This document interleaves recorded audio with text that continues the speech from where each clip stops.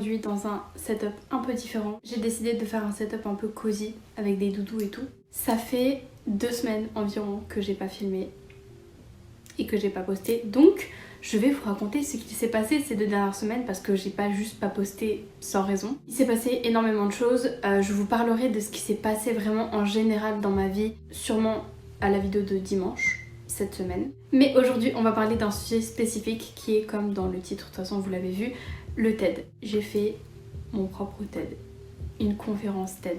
What the fuck? Je veux juste qu'on parle de mon maquillage qui est incroyable. Et mes ongles, regardez mes ongles. J'adore. Bref. Regardez aussi cette manche, c'est pas trop stylé. Yes. Bref, bon allez, on y va. Donc, comme je vous le disais, je suis montée sur scène. Ça fait très bizarre de dire ça. Il y a 2 semaines environ. Non. 1 semaine 2 semaines. Ouais, je sais plus, bref. En gros, pendant le temps où j'étais pas sur YouTube, j'ai fait ça. C'était très stressant. Et je vais tout vous raconter depuis le début. Première étape, je reçois un mail il y a environ 2 mois de ça, je dirais. Il était genre 2h du mat, j'étais dans mon lit, j'allais dormir et je regarde mes mails un petit peu comme je fais toujours avant de me coucher. Et je vois que j'ai un nouveau mail qui est TED. L'organisation TED.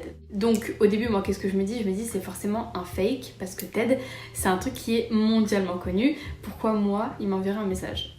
Ok. Pour ceux qui savent pas, je vais vous expliquer un petit peu ce que c'est. J'ai pris la page Wikipédia des conférences TED. Les conférences TED sont une série de conférences organisées au niveau international par la fondation à but non lucratif The Sapling Foundation. Elle a pour but, selon le slogan, des idées qui valent la peine d'être diffusées. Et donc raccroché au TED, il y a ce qu'on appelle les TEDx, donc vous avez sûrement dû en voir passer de toute façon sur la chaîne TED. La chaîne TED, c'est une chaîne qui a sur YouTube plus de 40 millions d'abonnés. Je vais passer dessus, je vous expliquerai tout ça tout à l'heure. Du coup, c'est voilà, vous avez sûrement dû voir des TED, même ils en font référence dans des séries récemment. Je l'ai vu dans la série You, qui est une série très connue sur Netflix, où il y a des TED et des trucs comme ça et tout dedans. Enfin bref, c'est quelque chose qui est très connu, il y a plein de stars qui ont fait des TED, mais aussi des gens pas du tout connus. Et TED a en fait TEDx, je vais vous expliquer ce que c'est aussi en lisant ce qu'il y a sur Wikipédia. TEDx est un programme qui permet aux écoles, aux entreprises, aux bibliothèques de profiter d'une expérience semblable à celle de TED par le biais d'événements qu'ils organisent eux-mêmes. Les licences du programme TEDx sont attribuées par les équipes de TED afin de créer un écosystème viable autour du globe. Donc moi forcément je connaissais déjà très bien TED, il y a beaucoup de personnes que ce soit par exemple dans le domaine de la science mais pas que qui ont fait des TED et du coup moi ça m'intéresse beaucoup donc j'en ai déjà regardé beaucoup. Et donc je reçois ce mail là et je me dis au début que c'est un prank, que c'est un faux truc puisque j'en reçois tout le temps des faux trucs.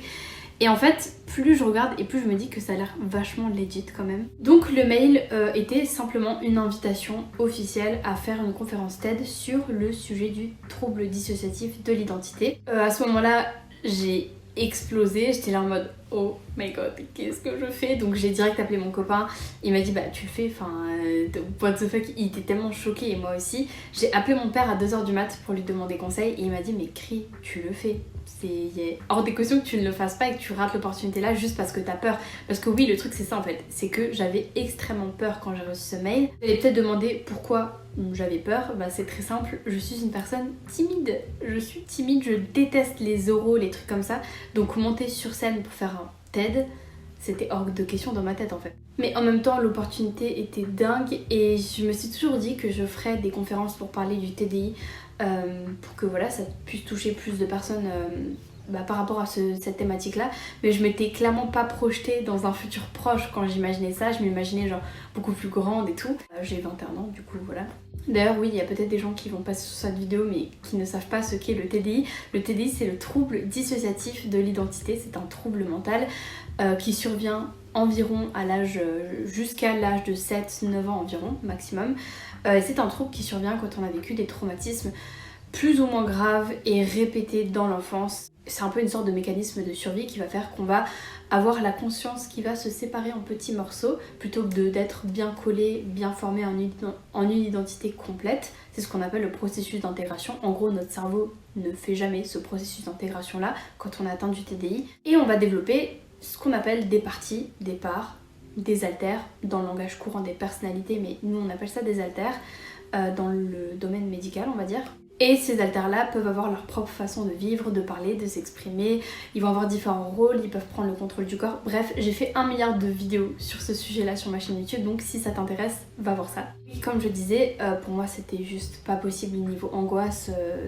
Non, en fait, je m'imaginais pas sur scène toute seule, puis comment j'allais faire mon script, qu'est-ce que j'allais dire, comment ça allait se passer, enfin bref, j'avais plein de questions dans ma tête. Mais mon père en fait avait raison, il fallait que j'accepte. En plus j'avais peur que l'opportunité me passe sous le nez parce que c'est quand même un TED quoi. Un TED, tu peux le mettre dans ton CV littéralement que t'as fait un TED. C'est un truc de ouf. Et puis, CV, pas CV, peu importe. Genre, c'est juste une expérience de dingue. Et que ma première conférence soit avec TED, avec TEDx en l'occurrence, c'est juste incroyable quoi. Donc, j'ai envoyé un mail à 2h du mat pour dire que j'acceptais, que j'étais hyper heureuse et excitée et en même temps assez effrayée. Et je reçois je crois un mail en réponse 2-3 jours après qui me dit qu'en fait c'est pas sûr du tout que je sois prise parce qu'en fait il y a une sélection qui s'est fait en fait pour cette année pour les gens qui allaient parler au TEDx pour lequel j'ai été choisie. Et donc il faut faire une sélection entre différentes personnes et moi ils hésitaient en fait entre deux personnes, entre une autre personne et moi. Donc je m'étais dit ils vont sûrement prendre quelqu'un plus connu pour parler du TDI, tant pis c'est pas grave. Et en fait non, moi c'était sûr qu'ils me prenaient pour le TDI. Mais j'étais face à une autre personne qui voulait prendre parce qu'elle était plus connue pour un autre sujet totalement différent. Pendant 2-3 semaines, j'ai été dans l'attente en fait de savoir si j'allais être prise ou pas. J'avais très peur et c'est vrai que ma première action quand j'ai su que j'étais pas sûre d'être prise, c'était que j'étais quand même dégoûtée. Enfin dégoûtée, j'étais triste parce que forcément on te dit que tu vas y participer et en fait c'est pas sûr. Et en fait c'est juste que j'avais annoncé genre un peu à tous mes proches que j'allais faire un TEDx. Du coup le fait que ce soit pas sûr au final j'étais là en mode ah merde ils vont vraiment me prendre pour une grosse loser si jamais je reviens vers eux en mode ah non en fait je le fais pas. Bref. Mais du coup la personne de l'organisation qui a pris contact avec moi, qui était un peu une sorte de manager on va dire dans tout ce qui s'est passé et tout, c'est une personne en fait qui m'a suivi du début à la fin jusqu'au jour J en fait et que j'apprécie énormément et on est devenus amis parce que juste c'est une personne incroyable. C'est un mec qui s'appelle Andrea et qui faisait partie de l'organisation et tout, bref. Et Andrea du coup avait vu mes vidéos YouTube et aimait beaucoup mes vidéos YouTube et ce que je faisais etc. Donc il voulait vraiment pousser pour que je puisse être prise et tout. Et au final 2-3 semaines après il m'a envoyé un mail pour me dire ça y est Christina t'as été prise et tout. Et j'étais tellement excitée et en même temps c'était comme si je venais de me faire écraser quoi. J'étais là en mode merde. Là j'ai un mois, je crois qu'il restait un mois et genre 1 semaine et demie, 2 semaines avant de participer. Je me suis dit là t'es dans la merde parce que là dans 1 mois et demi t'es sur scène en fait. J'étais quand même hyper excitée donc j'ai appelé mon père, mon copain, ma soeur, bref un peu tout le monde. J'ai fait une story pour dire oh my god j'ai été prise pour un truc de ouf et tout. J'étais trop contente et du coup à partir de ce moment là a commencé toute l'organisation qui a été massive, d'où le fait que j'ai été un peu moins présente et active sur YouTube. Je l'ai beaucoup été sur Instagram et sur Twitch. D'ailleurs, n'hésitez pas à me suivre là-bas. Instagram, Twitch. Parce que c'est 2 réseaux que j'adore énormément. Twitch pour les lives et Insta pour les photos, pour parler de ma vie tout le temps en story. C'est surtout pour ça en fait que j'adore Insta. Et c'est là du coup où j'ai su que mon passage allait passer sur la chaîne TED officielle, qui est donc une chaîne YouTube à 40 millions d'abonnés. La pression.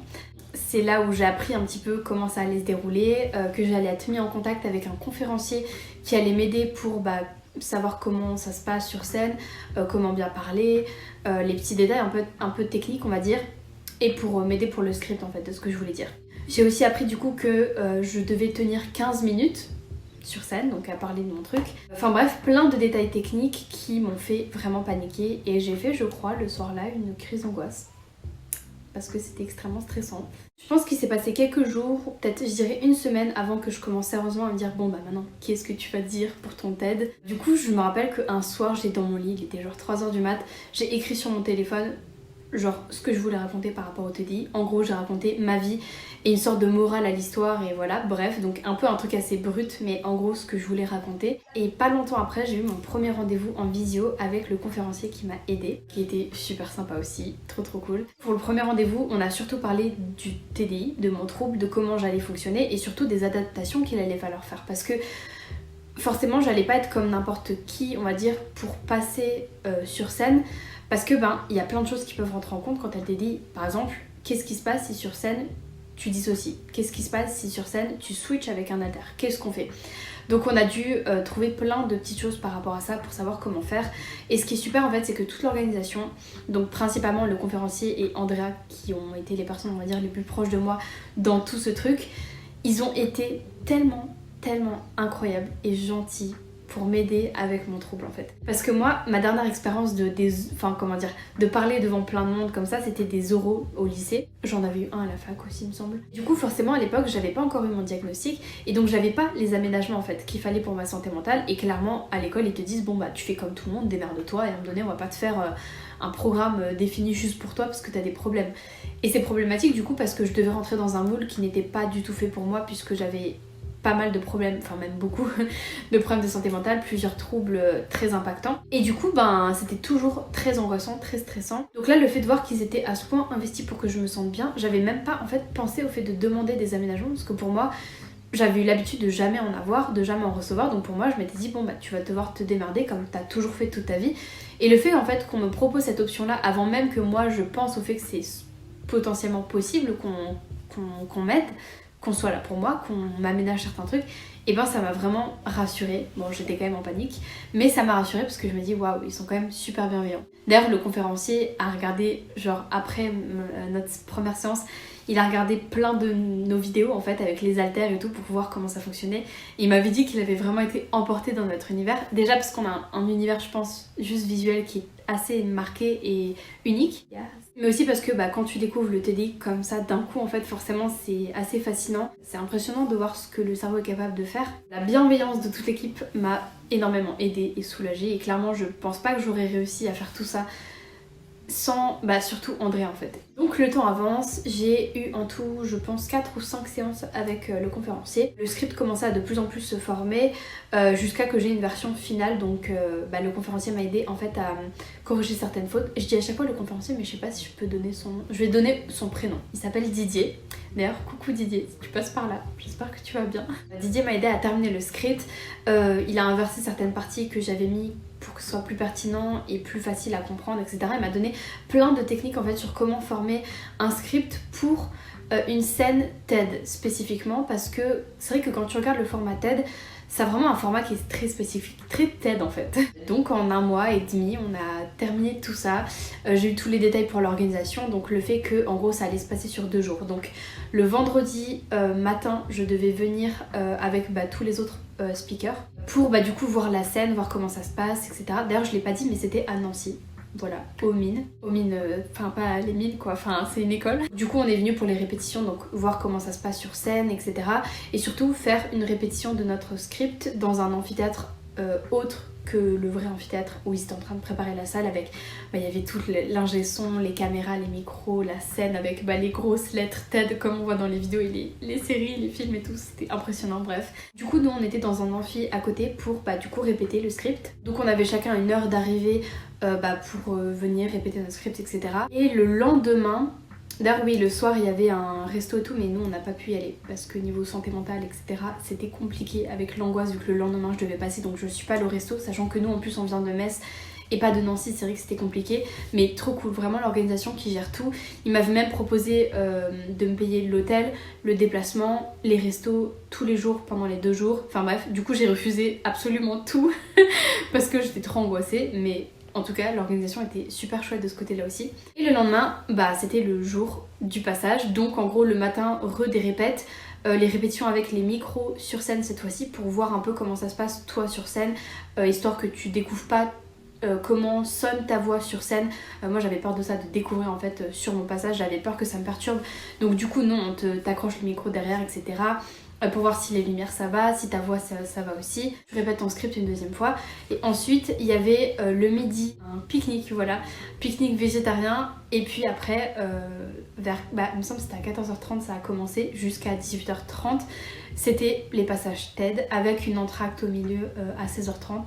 Donc le vendredi, on arrive avec Guilou, j'étais extrêmement stressée, voilà, je me suis un peu chiée dessus, pas littéralement mais presque.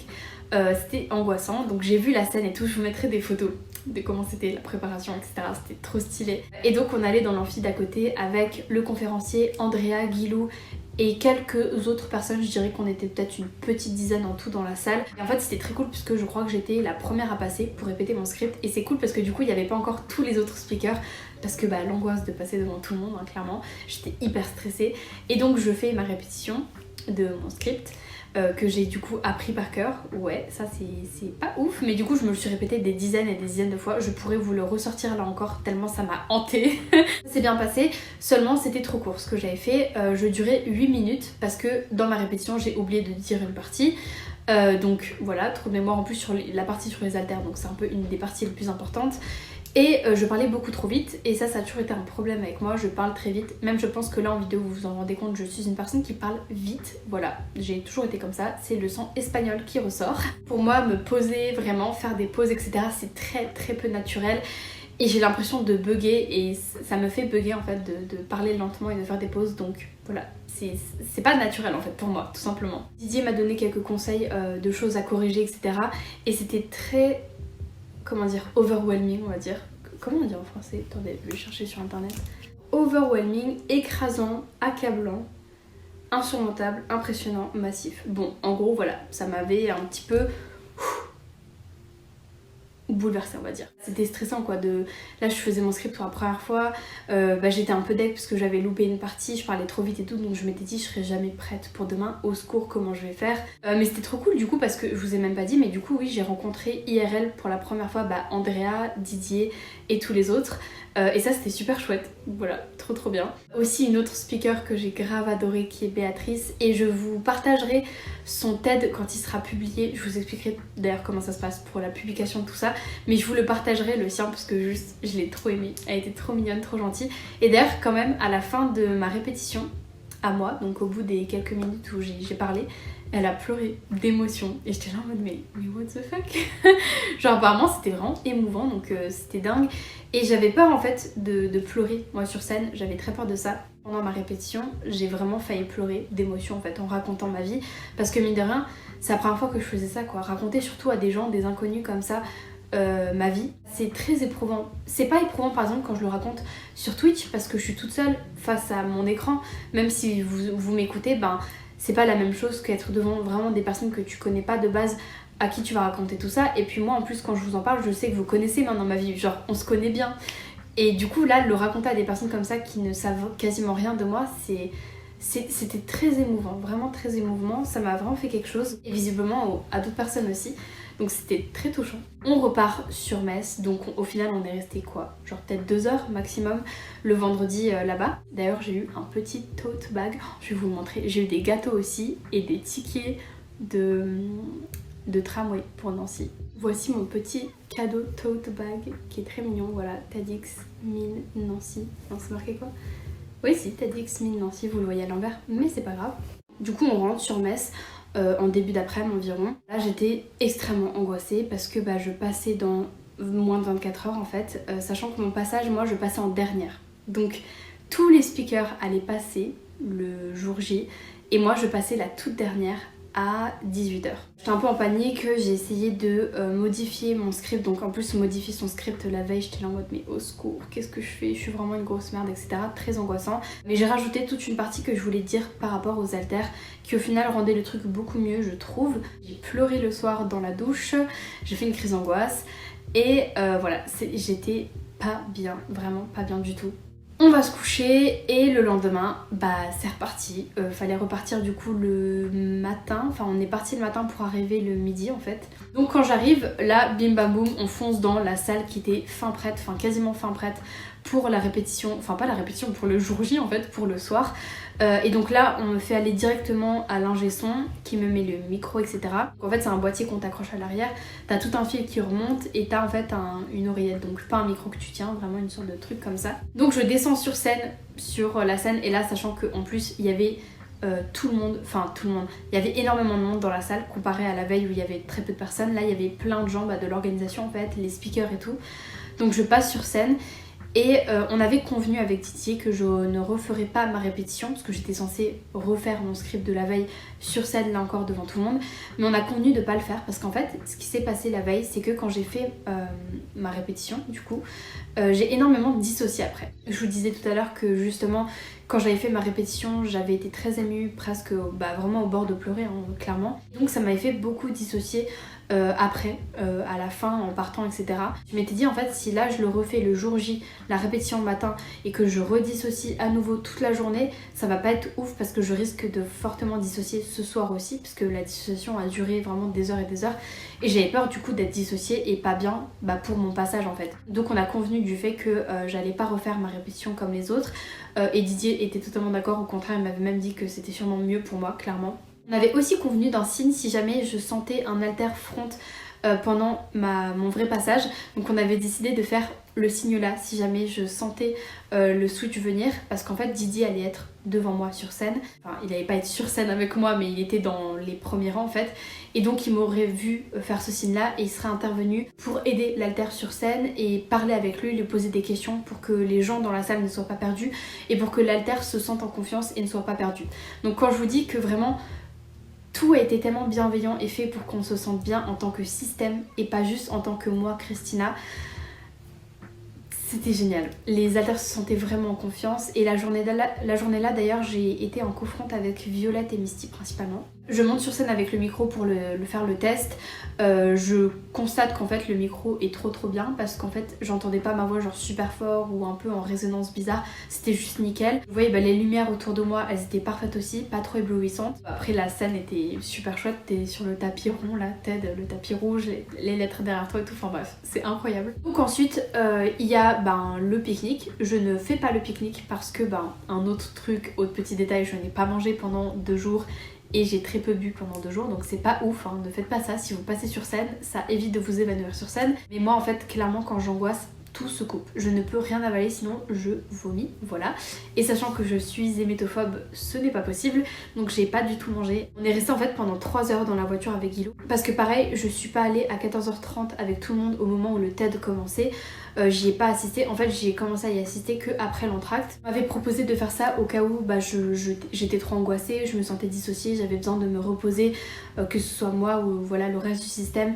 On m'avait dit justement ouais t'es pas obligée d'assister aux 3 heures de conférence avant ton passage. On est resté de je sais pas quelle heure, peut-être 13h jusqu'à 16h30 dans la voiture. C'était très peu confortable, il faisait chaud, j'étais angoissée et là ça a été vraiment le pic de mon angoisse.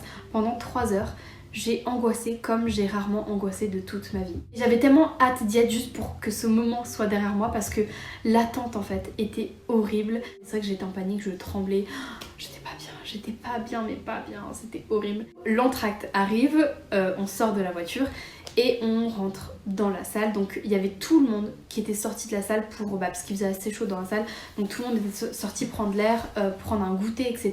On s'est retrouvés tout seul avec Guilou dans la salle de spectacle, on va dire, l'amphithéâtre. Ça m'a beaucoup rassurée de revoir la salle parce qu'en fait à chaque fois que je n'y étais pas, je m'imaginais la salle comme étant immense et du coup extrêmement angoissante, alors qu'en fait la salle était bien plus petite dans la réalité que dans mes pensées. D'ailleurs, je vous l'ai pas dit, mais 150 personnes dans le public. Et Andrea arrive ensuite, Béatrice aussi, et on a un peu tous discuté ensemble.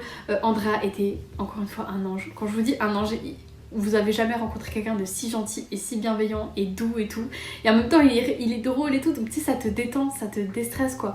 Il prenait vraiment le truc à la légère et tout. Béatrice aussi, adorable, elle était là en mode mais t'inquiète pas, c'est un travail d'équipe et tout, ça va être trop bien. Enfin bref, tout le monde a été incroyablement gentil. Puis du coup, les conférences reprennent à 16h30. Non, du coup, il était peut-être 17h, je sais pas. Ouais, non, 16h30 je crois. Donc il devait y avoir 4 personnes, je crois, qui passaient avant moi. Donc la première étant Béatrice. J'étais trop contente de voir sa partie à elle sur scène, toute prête, toute finie et tout, parce que j'avais vu les répétitions pour Béatrice la veille. Donc d'autres personnes passent et tout. J'étais vachement prise dans le truc parce que les personnes qui sont passées avaient des choses hyper intéressantes à dire, mine de rien, et c'était super chouette de voir ça sur scène, surtout que j'étais au premier rang du coup, donc c'était bien pour pouvoir se projeter. Et donc après, Andrea m'indique le fait que à l'avant-dernière personne qui passe, enfin la personne avant moi, il faut que je monte à l'ingé son pour qu'il me mette mon micro, et comme ça je pouvais redescendre, terminer le fait de regarder la personne qui passait, et ensuite j'allais monter sur scène. Je redescends à ma place, donc j'ai le micro et tout, et là c'est l'angoisse. Je tremblais, littéralement je tremblais, parce que je me dis ça y est, j'ai le micro sur moi, là je vais passer, je fais mon TED. Les applaudissements de fin se font pour la personne qui était avant moi sur scène. Donc à ce moment-là, l'ingé son descend pour activer mon micro. Les 2 personnes de l'organisation remontent sur scène pour m'introduire sur scène.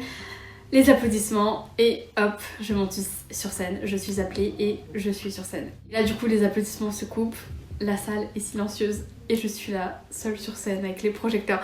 Rien que quand je me re-imagine la scène, c'est une angoisse, vraiment. C'est trop bizarre, vraiment, c'est trop bizarre d'y repenser. Genre, j'ai l'impression que c'était il y a 6 mois et en même temps que c'était hier, enfin bref. Et là, je fais tout mon speech et je commence. Ça se passe bien. Je parle beaucoup plus lentement que la veille parce que je le sens, je m'étais préparée.